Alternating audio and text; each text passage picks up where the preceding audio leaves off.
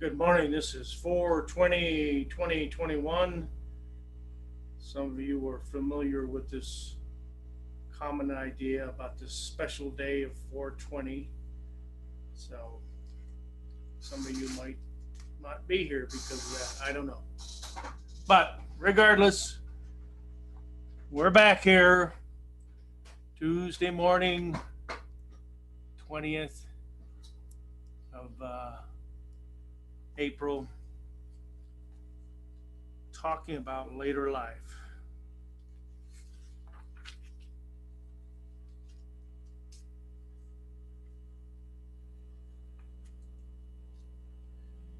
Let's see. Maybe I should check my system here to make sure it's working. I'm encouraged to speak and pause. Okay, so it's all good. All right, get my pen out of here.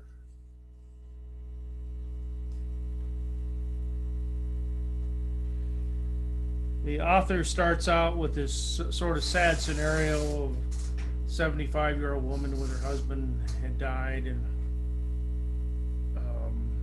what she was going to deal with that, and then it comes out that at least this particular lady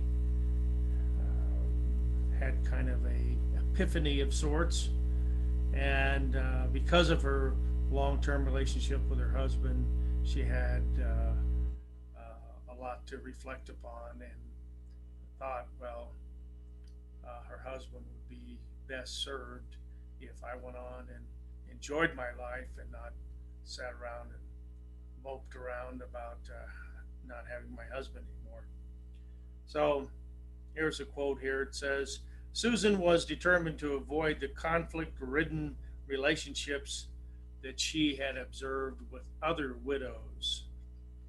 The yearning to constantly visit younger family who had their other priorities in their life, and foisting herself upon unwanted couples. That's the fifth wheel. So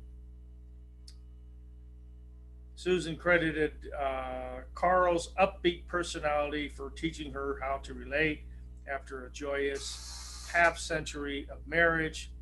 Um, she developed confidence that boosted her for the rest of her life. So she goes on to talk about this person at the age of 75 was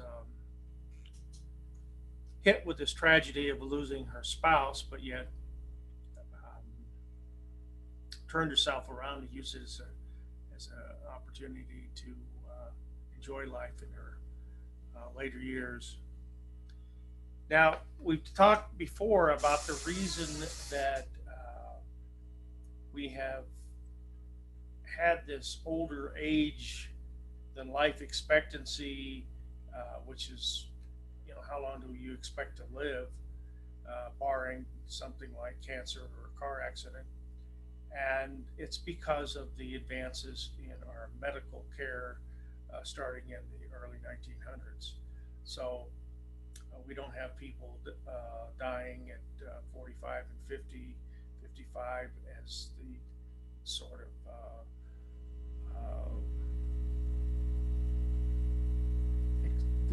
the oldest people were going to be living was used to be 55 or 60. And of course, that's all changed in just one century. The 20th century, 1900s, has made all that difference. Now we have a situation here, not only in the United States, but in a lot of countries across the world, that when you look at average life expectancy, you look at when everybody dies, whether they die at 1 years of age or 101 years of age. You look at all the ages that people were when they died, and then divide them up, and you get a average life expectancy. So here's a little quote. By 2030 in Japan, where average life expectancy now tops 81 years. This is their average um, life expectancy. And fertility rates are low, which means less new babies are coming into the system. The median age of the population is projected to be roughly at age 50. That means the median age, not when you die, but how many in your population, how old, what number represents 50% below that age and 50% above that age. That's the um, median age of the population. Um, and in Japan, it is projected to be 50 in those, what, 9 years from now. In Italy, 1 out of every 2 people will be at least 52. So that's median age um, for the whole population of Italy, which does have a history of having a very old population. And it's in the same year, roughly 1 in every 5 Americans, which of course is 20%, and 1 in 4 Europeans, which is 25%, will be over the age of 65. So in 9 short years in the United States, 20% of the population is going to be over 65. This is the baby boomer age group, which I happen to be part of. And I will be over 65 in 2030. Now I'll get into perceptions. When I said that 60 was the new 40, well, listen to this. In Sarasota, Florida, and you know Sarasota, not just Sarasota, but Florida as a state in general has a lot of elderly folks because they go down there to retire. Why? It's a beautiful place. It's warm. It doesn't get those freezing snaps that run murderous things upon our older bodies, which you guys can't relate to, but I'm telling you, your joints get stiff and all sorts of dislikes associated with cold weather. Florida, where 65 plus population is over 30% today. Residents view 70 as young. You aren't defined as elderly until you make it to age 80.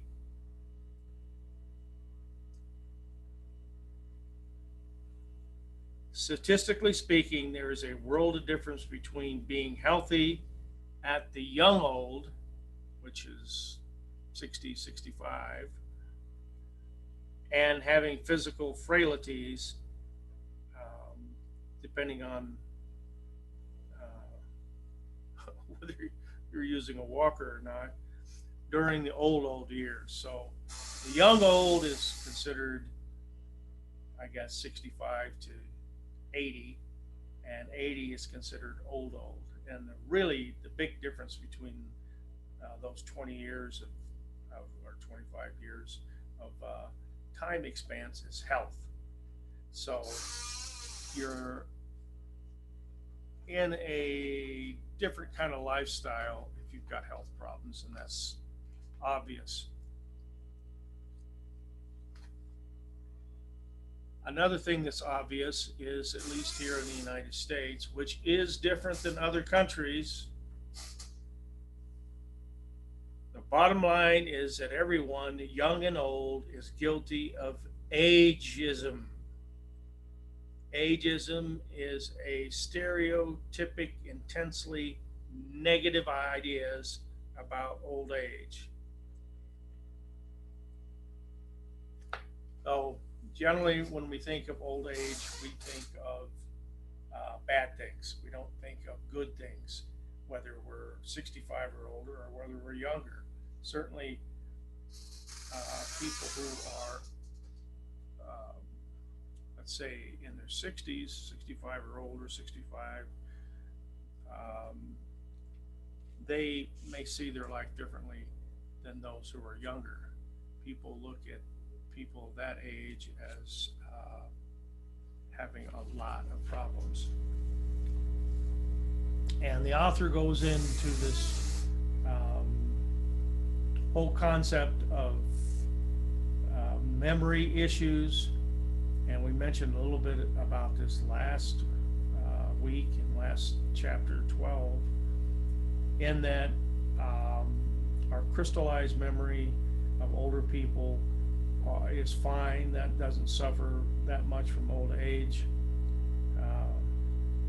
But the fluid type of memory producing memories is the one that suffers, because we're not as plastic, elastic, flexible in at the age of 65 than we are at 25. The author mentions that basically the she mentions the issue of procedural memory. I'm going to post a handout. I don't think we've talked about memory before, but I do have a handout that explains memory and the different types of memory and what it consists of. And that's important because it'll help you understand what the differences we're talking about as memories.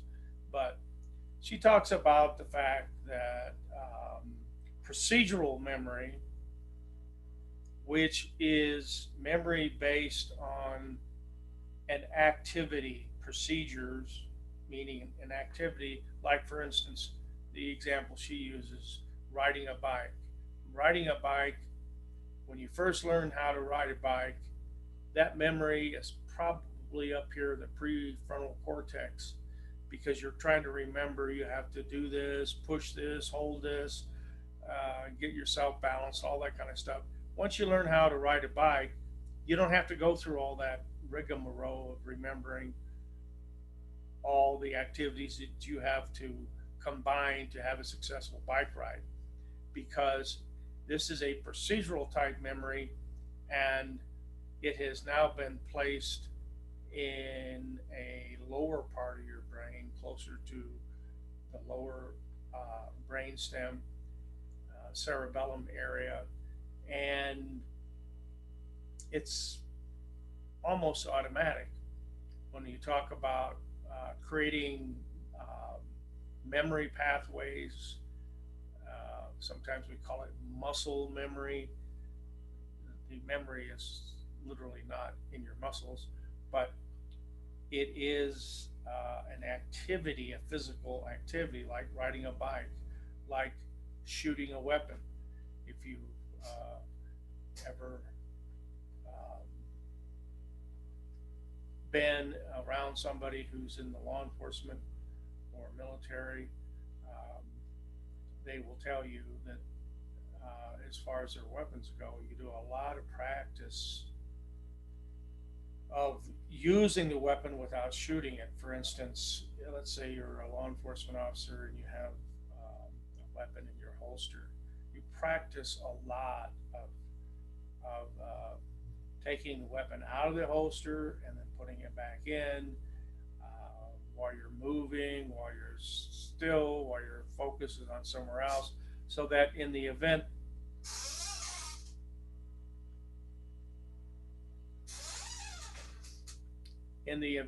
that you need to use that weapon, it's automatic. That's why they call it a muscle memory. If you're going to draw your weapon and you're dealing with a crisis situation, you can't be looking down here, seeing if your hand's in the right place, whether what kind of retention system you have on your weapon to get it out. Now, we had a tragic incident recently where a female seasoned police officer, 26 years on the police force, um, thought her intent, at least this is what it appears, her intent was to cross reach over to the left hand side of her body where her taser was, pull out the taser, and tase this guy who didn't want to comply with being arrested. But that's not what she did. She reached over, grabbed her weapon, shot it once, which is what you would do if it was a taser. In fact, she yelled out, which is another thing, part of your memory, that you don't tase somebody out of nothing, especially when you have other officers around, because they could get shocked with that taser. If you hit a person with a taser and you're holding on to that person, that shock is going to go to you. One of the training exercises you do with that weapon system of a taser is you get a group of 8 or 10 law enforcement officers or military, whoever you are, and tase one of them, and then all of them get the shock. So you have to let your fellow officers know that you're about to tase somebody, so that when they're struggling with somebody, you yell out, well, allegedly she yelled out taser. The way I was trained is you yell out tase, tase, tase, meaning the taser is coming. So if you're struggling with somebody and you hear tase, tase, tase, you let go and back up, and then the person gets tased. It's only a one-shot deal. So you pull the trigger once and that's it. And that's essentially what she did. Taser, taser, taser. Everybody got off. She pulled the trigger on the weapon and then said, oh shit, I shot him. Pretty good evidence that she thought she was tasing him when she ended up shooting him with her weapon. And that's a mistake. It's a mistake. It's a tragic mistake. Whether she deserves to be punished for that or not will be left to someone else. As you may know, if you've been listening to that unfortunate scenario on TV or radio or on the internet, you will realize that she immediately quit, like the next day, resigned, and so did the police chief, which again has all sorts of political ramifications. But the point is, as far as memory goes, your memory that has to do with your procedural memory is the last memory that's going to be affected by old age. In fact, the author mentions, you probably know, that there are indications that some people with Alzheimer's whose memories are totally wasted, they still have the ability to find their car keys, go outside, get in the car, and start driving without having a wreck. They have no idea where they're going. They don't know where they're from. They put out a gray alert instead of an amber, what do they call it, silver alert maybe. Instead of an amber alert, they sent out a silver alert that some guy that's 85 years old with Alzheimer's is driving his blue F-150 pickup truck with this license plate. And when they find him, then they stop him, and they don't know where they are. They don't know why they're where they are. They have no idea where they were going. So they have the procedural memory of how to start the car, if it's a standard, how to use the clutch and gas and brake and all those kinds of things, how to stop for red lights and go through green lights. All that stuff is there, but where they're going and what they're doing is gone. So procedural memory, then crystallized memory, which is your memories of the past, things that you actually lived through, like a 65-year-old birthday party. You can remember that. So that's number two to being the most resistant. And then the least resistant, of course, is the fluid memory from fluid intelligence, which is the type of intelligence that adapts to new changes and complicated issues. Um, that seems to suffer the most from old age. In fact, much to my delight, the author has put in a functional MRI, frontal lobe activity in the young and frontal lobe activity in older adults.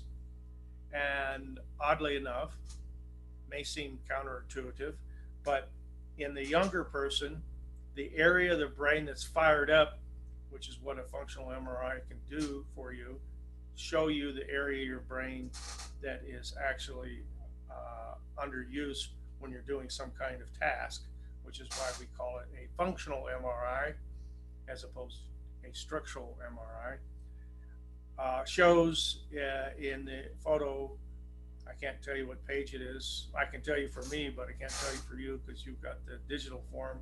But basically, it's a fMRI image and side by side. And on the younger person, the area in the left sphere cortical region of the brain is lit up because of the activity. But when you look at the one on the right, not only is that area on the left hand side of the brain fired up, but also another similar area on the right side of the brain. So it's like doubly activated because it takes more concerted effort in an older person's brain to complete this task than it does with somebody your age, where you got it like that and it's not a problem. So animal research combined with neuroimaging data confirm that neural loss is universal in the elderly brain. And neural loss is the loss of functionality. So those connections that we have through our dendrites to all these other neurons, they're becoming pruned, as we've talked about before, synaptogenesis, growth, synaptic pruning, cutting back. So I thought it was a pretty good percent. Like I said, I'm going to post in the material part a memory diagram that I've used in intro, and I don't believe we've talked about it yet, because I don't think we talked about memory until this age group where memory is becoming an issue.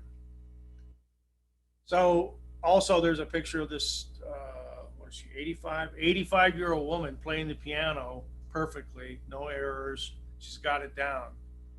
Why? Because she's a musician. She played the piano for, who knows, 60 years.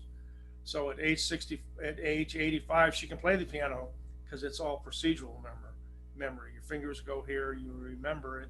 That's the way it is.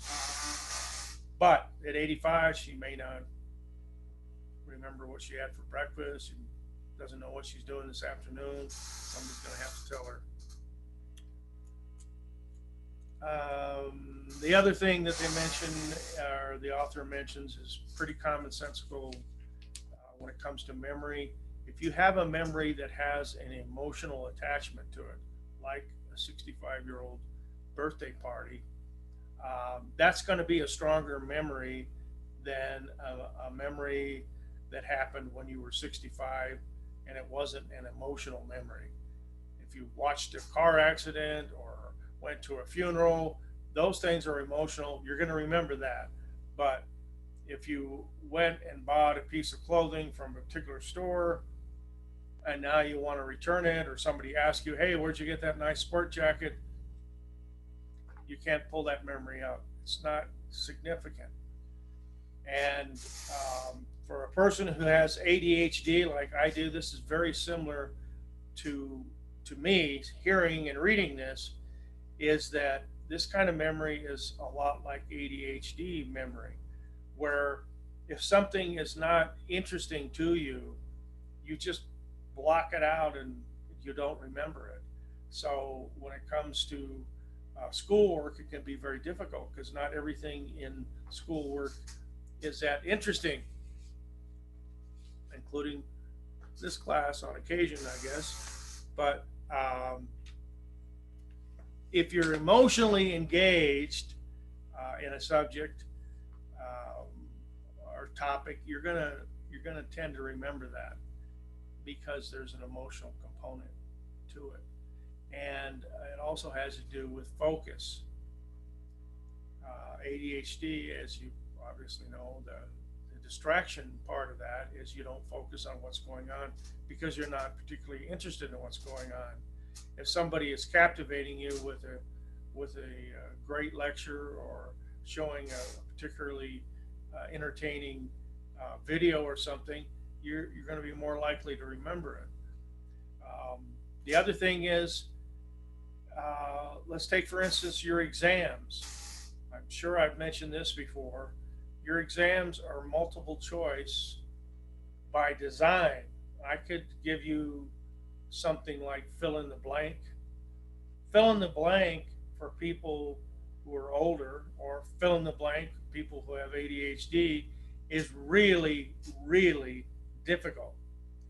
Because how many times have you said, and you don't have ADHD and you certainly aren't 65 years old, how many times have you said to yourself, I know the answer to that question, I just can't pull it up?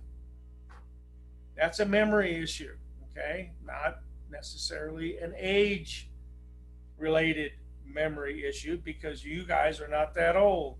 But it's not to say you have not had that happen to you. I know that answer. I remember it. I remember from the study guide. I remember the professor mentioning it in class. You got all that surrounding information, but you can't remember the word that he or she is looking for. And since it's a time test, you have to move on to another question. That's why I give multiple choice exams. Because if you've done your reading and you've answered the study guide, yes, it's true you might not snap on the answer, but when you know the answer is right in front of you, one of those four answer stems, A, B, C, or D, is the answer. It's so much easier for you to read the question, read the answer stems, and then, like magic, bam! Ah, that's it. It was C. All right, you can do that. That's the easiest and best way. It's not cheating. You either know it or you don't, but you may not be able to recall it. Whereas in a multiple choice test, you don't have to recall it. It's right there. And the fact that you recognize the answer is what makes you get a good grade. Now, like I said, the test bank has essay questions, it has fill in the blank. Think about answering even 20 questions, which your tests are, where you have to come up with the answer because it's just blank. That's a much more difficult endeavor, whether you're 20 or whether you're 80, makes a big difference. So that's why I use those kinds of tests. It helps those of us whose brains don't work exactly the way a lot of other people's do, and not that I have to worry about 80-year-olds taking my class.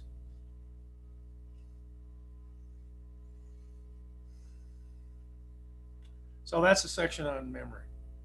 And like I say, I'll put up a diagram of how memory works.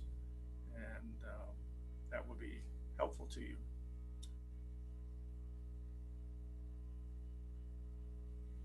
Now, there's a big issue in this chapter about who's happiest. What is the happiest age group? Since most of you haven't lived very long, except for childhood, adolescence, and now you're in emerging adulthood, which you haven't even completed, you can't really answer that question unless you happen to ask a lot of questions of your parents or your grandparents, and then you can ask what their experience was. What was the most happiest 10 years, decade? What was the happiest decade in your life, Grandma? Now that you're 75, what was it? You're 20 to 30, 30 to 40, 40 to 50, 50 to 60. So the author mentions quite appropriately that older people can actually be happier. Why? One of the things is they prioritize positive emotional states. They don't worry themselves with negativity. Just focus on the positive. And when you go back and look at your life, you can feel happier when you focus on the positive things that happen in your life and not dwell or even think about at all the negative things. Like the poor lady in the beginning of this chapter, whose husband of 50 years is no longer with them. Instead of ruminating about that loss, she can think about all the positive things that happened through her marriage, and even today that she's in a better lifespan experience because of the contributions she had when she was married.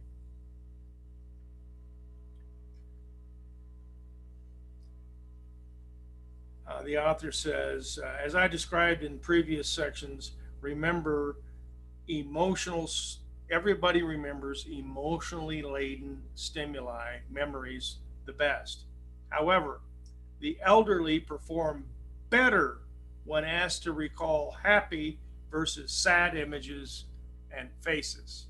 So, one of the features of getting older is sort of, again, like ADHD. You don't have time to mess with the negativity. Focus on the positive. And if you want me to give you a list of all these positive things that I remember about being married for 50 years or blah, blah, blah, they can do it. It's a positivity kind of experience, and the body tends to do that naturally. Older people are motivated to engage in the challenging flow. Remember, flow from creativity and happiness, positive psychology that we talked about last week and I think the week before. They are motivated to engage in challenging flow states. I should have stopped there. Challenging flow states that make us happiest in life. So you can focus on the positive and not so much on the negative. Older people live less stressful lives, assuming they don't have, really impending physical needs. You're less stressful because you're not working. Hopefully, you're emotionally or financially stable so that you can not have to worry about that because you sure are not working. Although some people choose to work. There's a whole section that she writes about people choosing to work beyond 65. Some of it's because of necessity. Social Security, which was designed to help people in older ages when they could not work. So it's like supplemental income, because if you're over 65, maybe you're not working and you still have needs, basic needs. So that came out of the Roosevelt administration. And some people say it's socialistic because Social Security is not paid to people because of the contributions that they made into the Social Security system. Sounds weird. I thought that's what Social Security was. People pay Social Security in fees in their wages, and then that accumulates, and when they get older, they draw on it. Well, hypothetically, that's true, but in reality, that money is already spent. The money that's in my Social Security account that I accumulated and contributed has already been spent on people who are older than I am. So I have to rely on you, millennials and a little older. Your contributions to the Social Security system is paying my Social Security monthly payments, because the amount of money that I put in the system has already been spent on people older than me. This is a big problem. The book mentions that if things don't change by the time of 2030, oh, my magic year, 2030, Social Security system will be bankrupt because there's too many of us baby boomers who are living longer than 65, which is what the system was sort of designed to carry people through their later years, 65 to 70, and then people die. Thank heaven they died, and their money there that they contributed wasn't all spent. Well, that's a problem today because people sometimes retire earlier than 65, and of course the cost, the minimum or average lifespan is in the 80s. So maybe 20 years more after somebody retires, they're getting their monthly payments. And of course, they're not contributing anymore. So when FDR came up with this idea, it was based on the theory that most people would be dead at 70 or maybe 75. Now we got people living 80s, 90s, so it's a problem.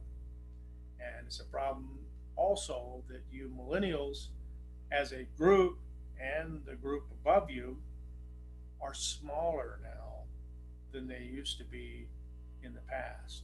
So those paying in to Social Security have become a lot less, a lot smaller than those who are taking out of Social Security, which is why current projections are that without drastic changes, the system's going to go bankrupt in 2030.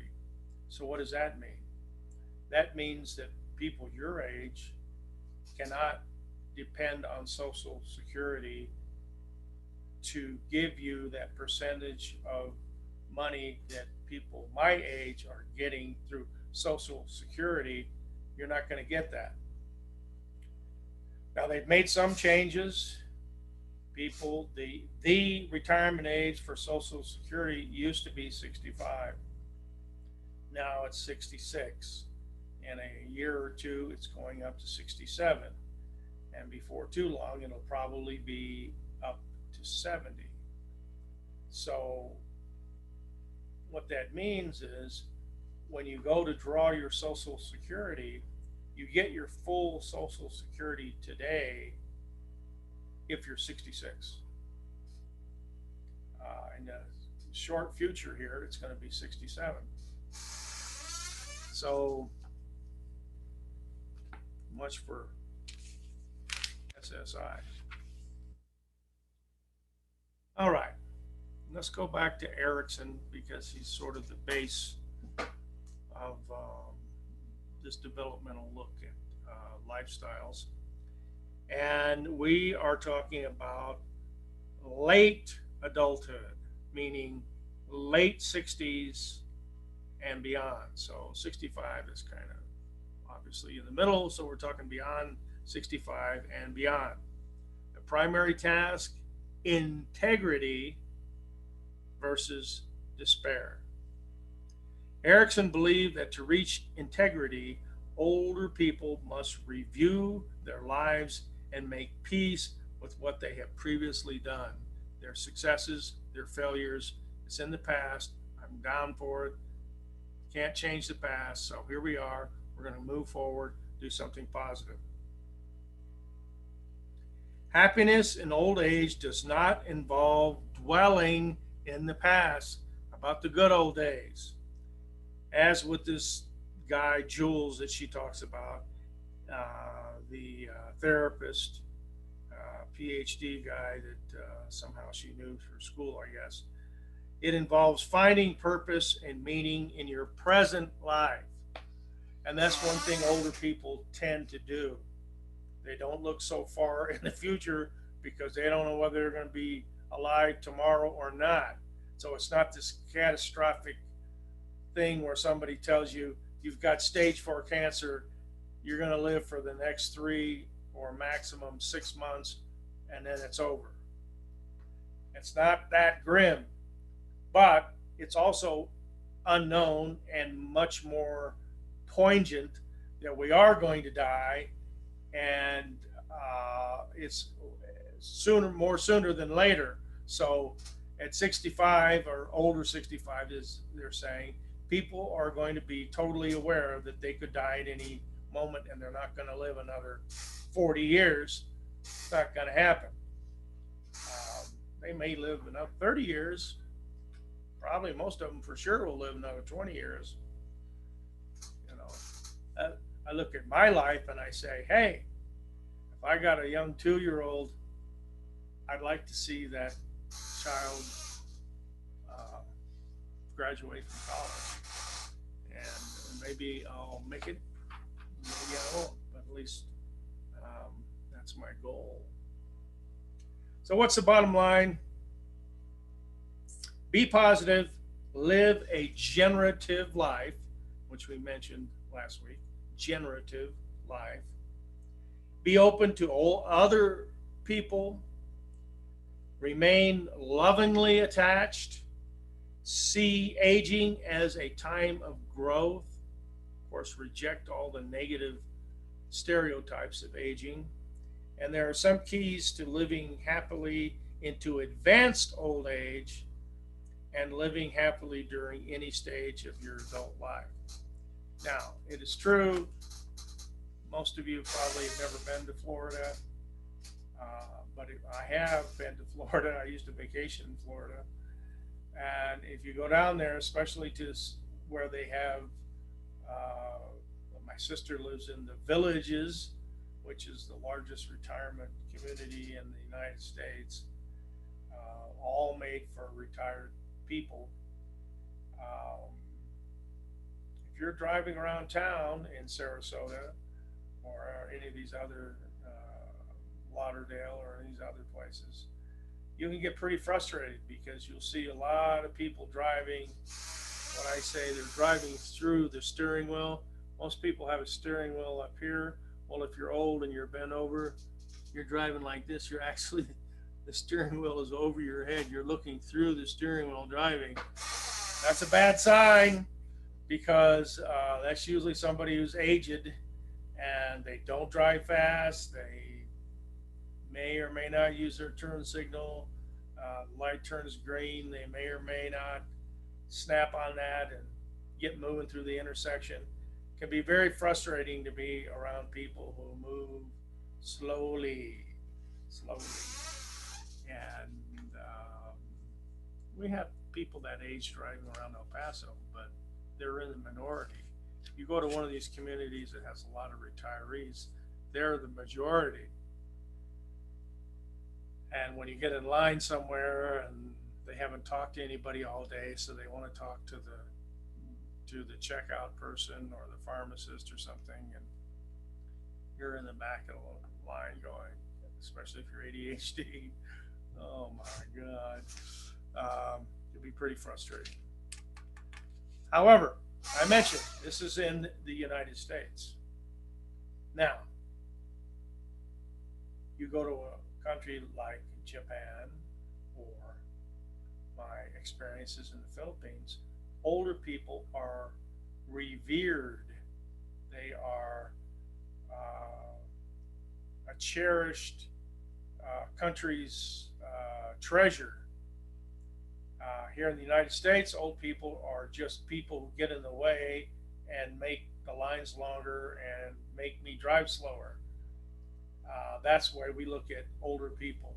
In other countries, especially Asian countries, they look at old age as somebody who uh, should be respected because of their age and the fact that they're probably wise, and the fact that they've lived as long as they've had is a celebration of life, and you should celebrate that. Uh,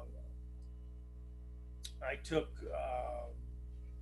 my um, love to a movie theater in the Philippines, and the movie was going to start like in 20 minutes, and we wanted to eat quickly before we went and sat for a 2 hour movie. So he went to the pizza place, and of course, there was a line. Well, I'm not, at that time, I wasn't that hip on Philippine culture, but on the far right, they had like 4 lanes of ordering, and on the far right was a lane that said disabled and seniors. So they have a special line for seniors, not because they're so slow they can't get their money out or they can't make their order fast enough, but because they respect elders and they want to show that respect by giving them a single line. Another good example was when I was in the airport, um, needing to get a ticket to uh, fly from Manila to the island that my loved ones are on. And there was a line of about 25 people, and the ticket lady in the front started yelling. Of course, old age, I can't hear very well anyway. And so the guy in front of me tells me, "Hey, she wants you to come up there." I thought, "Oh, hell no, now what?" So I get out of my place in line, walk up there, and she says, "Here, get in front of the line." And she took care of my ticket immediately. Wow. I mean, and I can't be a mind reader, but people don't resent that in the Philippines because they respect the fact that you're an older person. And if you are in a line of 25 people, it makes only sense that you go in the very front because um, out of respect for your age and those kinds of things. So it is different in this country. Older people are looked upon differently in this country than they are in other countries. I think even in Mexico, older people are treated with more respect than they are in the United States. That's my personal opinion for having spent a lot of time in Mexico. And it's certainly true in the Philippines. So I think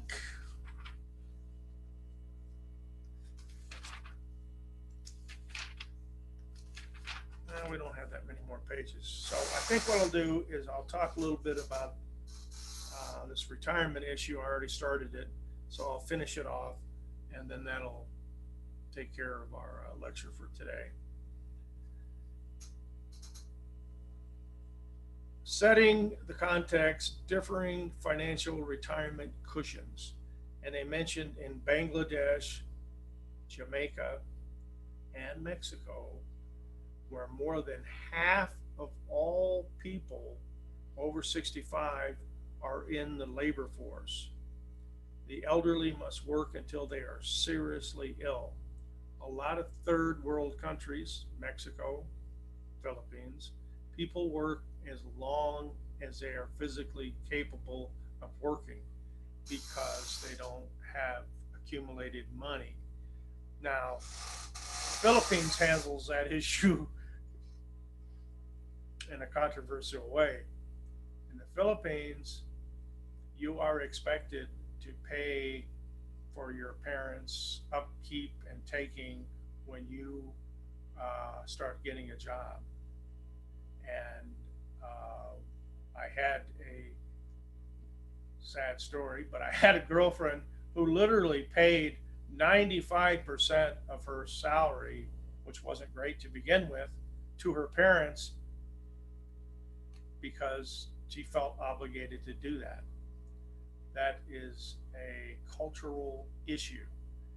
Um, there's some conflicts about that. Some people say the reason that you have, by the way, she had 14, well, 13. She came from a family of 14 children. So her sisters and brothers who were older than her were supposed to be sending money to her parents. Now, some did, some didn't. She was the last one. So for whatever reason, I think she just felt even more obligated to give almost all of her entire money made from working to her parents. One reason is she still lived there. A lot of her um, brothers and sisters moved out of the town that they were raised in and went to other parts of the Philippines or even to other countries to work, and maybe out of sight, out of mind. They don't seem to kick in money the way that she did. But um, it is true that one of the criticisms of having children is that parents say to themselves, well, I want to be taken care of when I'm too old to work, so I better have 8 or 10 kids so that they can take a portion of their income and send it to me, and then we can live happily ever after on their earnings. That does not happen in the United States very much. But it's a philosophical way, it's a tradition within the Filipino culture. The author also uses as example Germany. Well, Germany has a very interesting way of doing things. Um, Germany takes a lot of your wages to pay for things that the government gives you. It's not a socialistic government, but it's got socialistic tendencies, just like Social Security is a socialistic program. Okay, so in Germany, they uh, pay for your education. You don't have to pay it; they pay for it. They have really good retirement benefits. My friend that lives there, um, he did about 6 years in the military, which is where I met him. And the military paid him a retirement for having done 6 years. Well, let me tell you, in the American military, you got to do 20 years to get a retirement. And most people try to stay a little longer to get a better retirement, maybe 25 years. I did 26 years, um, but a lot of that was not full time, so I don't have a big military retirement paycheck.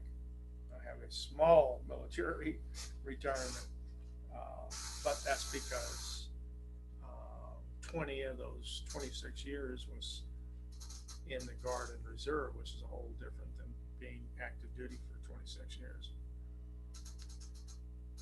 When the typical German worker retires, the government has replaced roughly 3/4 of that person's working income or life. That's amazing compared to the United States. United States, you're lucky to get 2,000, 2,200. I have a doctor friend of mine who was making a lot of money for a lot of years, and his Social Security income was like 2,200. So it's not built necessarily on the amount of money that you put into the Social Security system, which he put in a lot more than he's going to draw. I can tell you that. Well, in Germany, if let's say you worked in the government, but also in private jobs, like if you worked for Mercedes Benz, they give you three-fourths of your salary that you worked when you retire for the rest of your life. That's amazing. You say, how could they do that? That's just that could bankrupt the country. Well, no, because when you're working, like I have a friend here who was working for the railroad. The railroad has a system like this too. You work for the railroad, you may get paid $30 an hour, but you're only taking home maybe $18 an hour. And you say, wow, what's that? What's up with that? Well, the railroad is the same way. You work for the railroad for 20 years, and when you retire, you get the same wages that you made when you were working full time, and you're not working. You're fully retired. So if you made $40,000 a year or $50,000 a year, you still continue to make that after retirement. Wow, it's amazing. How do they do it? Well, they take a big chunk out of your pay. You may, like I said, you may be getting paid $30 an hour, but they take 12 of it and put it into the railroad retirement system. So, and the other thing is, not to get into economics, but railroad retirement are not subject to Social Security withdrawals. So if you work for the um, railroad, you don't pay Social Security income tax because Social Security doesn't pay you when you retire. Your railroad retirement system, just like judges, judges in the state of New Mexico, they do their 20 years. They get paid roughly the same amount upon retirement as they did while they were working full time.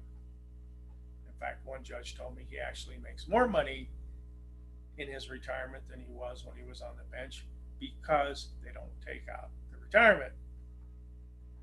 So let's say he was getting paid $30 an hour and they take out 12 for his retirement. Well, when he retires, they're not taking out retirement anymore. So now instead of $18 an hour, he's now making the full 30. So in his case, he actually was making more money retired than he was when he was working on the bench. So it's all about what you do with your money. These pseudo socialistic countries, so people say, oh, move to Switzerland, move to all any of those northern countries, Sweden, Norway. They pay your uh, health care for you. They pay for you to go to college. It's great. They're wonderful countries to go live in. Well, yeah. Then you find out that your $70,000 salary, which you thought was so good, you're only getting what a person in the United States who was making 40,000. The paychecks are the same. So a huge amount of money that you make out of your salary in Germany goes to the big pot that pays all the retirements. And because they have things like the value added tax, things that you and I could buy in the United States made in Germany are tremendously cheaper in the US than they are in Germany. My friend had me take him to Mexico because he wanted to buy a German car in Mexico because he couldn't afford to buy that car in Germany because of the value added tax. They put in all the labor costs and health costs, all that stuff in everything they produce for their citizens. So if if you wanted to buy a $70,000 Mercedes here in the United States, if you were in Germany, it might cost you 100,000 for that. Not to mention the fact, as he told me, gas is so expensive. It's $5, $6 a gallon. Um, he can't afford to. I'm driving around in a BMW. He says, I can't afford to have a BMW because between the gas and the insurance, and of course, if I had to buy it, sometime I have to buy it, whether I buy it in the US and take it back. He had the opportunity to take a car back because he came to the United States with the military with a car. And so they allow him to take a car back. It doesn't have to be the car that he brought over. So his idea was to bring the crappy Fiat that he had in Germany and then go buy a nice Volkswagen in Mexico. But he determined even that was going to be too expensive because of the taxes and the gasoline. So he didn't do that. I don't know what he's driving today. So, all right, there's a few things. 3 out of 5 U.S. elderly get most of their income from SSI, Social Security income. 3 out of 5. And I told you, you'd be lucky to get $2,000 a month to live on. So you think about that. Could you and your partner live on $2,000 a month or less? 1,800, 1,500. It's not meant to be a living wage. It's meant to be an assistance to you when you retire. You know, they're always encourage you to have your IRAs, your 401ks, all that stuff. None of which I did, of course, as a dummy. But that's the way you're going to have to do it. And you, the younger group, need to know that now. When you start getting a job that's paying more than your minimum wage job, you really need to start investing that, because SSI, Social Security income, is not going to be around to help you 40 years from now, 50 years from now when you want to retire. It's not going to be around unless something drastic changes, and I don't think that's going to happen. I think you young people are going to get hacked off at having your Social Security pay people like me, and when you get old to draw it, it's not going to be there. So you're basically paying the rest of us who are retired, especially the baby boomers, your Social Security deductions out of your salary you're going to pay for us, and there's not going to be anybody behind you that's going to support you. Actually, the qualities that make for retirement happiness are identical to those that make us a satisfying adult life. Be open to experience, be be a conscientious person, as in the big five conscientiousness, and agreeable, which is another big five factor, extroverted, big five, but not neurotic, big five. So be open, conscientious, agreeable, extroverted, and the only big five that you're missing is neuroticism. So the big four you want to be in ocean or canoe. You guys figure that out? I think you did last week. From canoe and ocean, both words created by the first letter of the big five personality factors. One important predictor in retiring is retiring with a calling, meaning a flow inducing life plan. So that whole idea of flow at any age of your life, but also when you're older, is what's going to lead to your happiness. So, summing things up, social policy retirement issues. 1, retirement is an at-risk life stage. Now, talking about retirement again in SSI, in the 50s, when shortly after SSI was created, there were 16 workers, current workers, paying into Social Security for every retiree. Now, today, it's 2 to 1. So, for every retired person that's drawing on Social Security, there's only 2 people in the workforce that's supporting them with their retirement income being withdrawn out of their salaries. That's a big difference. 1/8 of the people supporting Social Security income payments than in 1950. So you can see that it's going to be a major, major problem. Number 2, older workers are currently at an at-risk group from being offered incentives to retire early, which companies do have people retire early because they can charge a new person coming in. If you're a civil engineer right out of UTEP, they'll pay you, let's say, $80,000 a year. Well, now that you've been working for this company for 30 years, now you're making 140, 150,000 a year. So if they could get you to retire, then they can hire somebody to replace you. And of course, they don't have the number of years of experience, but they can also pay them $80,000, which is almost a half less than they would be paying you with 30 years experience. So that's money that they've made just by making you retire. So when these companies get into financial problems, they can't just fire the older people because they're older. But what they do is they offer them incentives and say, if you retire now, yes, you're not going to get your full retirement because you didn't work whatever the full retirement was.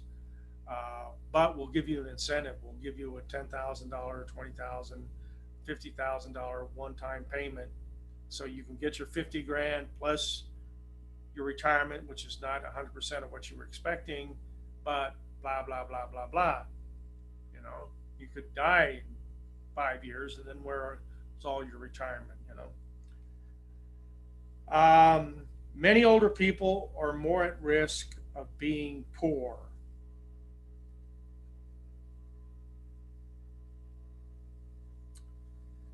In the 1960s and 70s, the U.S. made a landmark step of dramatically reducing poverty among older adults. But that is not the case so much now with this Social Security issue. And um, things like IRAs and 401k plans were created to try to augment, because the people, the bean counters who look at all the money coming in and the money coming out, realize people are not going to have enough money to live in the lifestyle that they're accustomed to if they don't do something on their own. So I'm telling you that advice. Probably somebody told me that when I was your age, and I didn't listen to it because I wasn't thinking that far ahead. So now I'm at the stage where the retirement income fund is not going to do me any good because, you know, I'm not going to be working now, or even now I'm not working full time. So that's part of the deal. I mean, I'm working because I enjoy working. I don't have to work, but I don't say no to the paycheck when I get it. So, all right, that's all for today. I'll see you again on Thursday. And as always, be safe. And you can probably go get yourself a COVID shot by now. I'm happy I got mine. So take care. Let's see if I can get out of here.